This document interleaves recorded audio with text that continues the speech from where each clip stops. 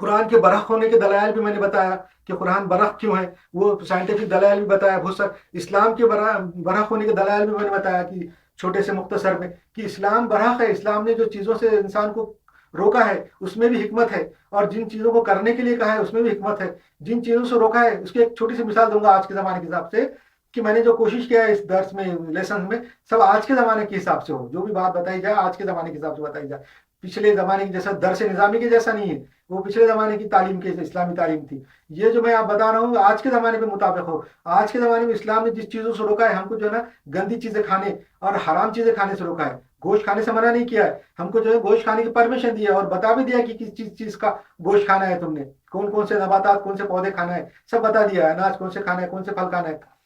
مگر کچھ چیزوں سے روکا بھی ہے کہ یہ چیزیں نہ کھاؤ، تو اس کے اندر بھی حکمت ہے، حکمت کیا ہے؟ دیکھو اللہ تعالیٰ نے دوسرے مذہبوں میں ایسا کچھ بھی نہیں ہے، دوسرے جو مذہب ہے ان کے اندر جو روکا ہے جس چیز سے، جیسا کوئی گوشت کھانے سے روکا ہے تو وہ تقدیس کی وجہ سے، وہ مقدس سمجھ کے روکا ہے کہ فلاں کا گوشت مت کھاؤ کہ تو وہ جانور مقدس ہے، فلاں چیز مت کھاؤ وہ مقدس ہے، اسلام نے اس کی تقدیس کی وجہ سے نہیں روکا بلکہ ان کے اندر کی موجود اچھائی اور برائی کی وجہ سے روکا ہے، اللہ تعالیٰ نے بہت ساری گندی چیزیں بری چیزیں حرام چیزیں اس لیے حرام ہے کہ وہ گندی ہے برائی ہے، اس کے اندر انسانوں کے لیے خرابی ہے، جیسا مثال کے طور پہ آج کے زمانے میں کرونا وائرس جو آیا جس کو کووڈ-19 بولتے، تو اس کی وجہ کیا ہے؟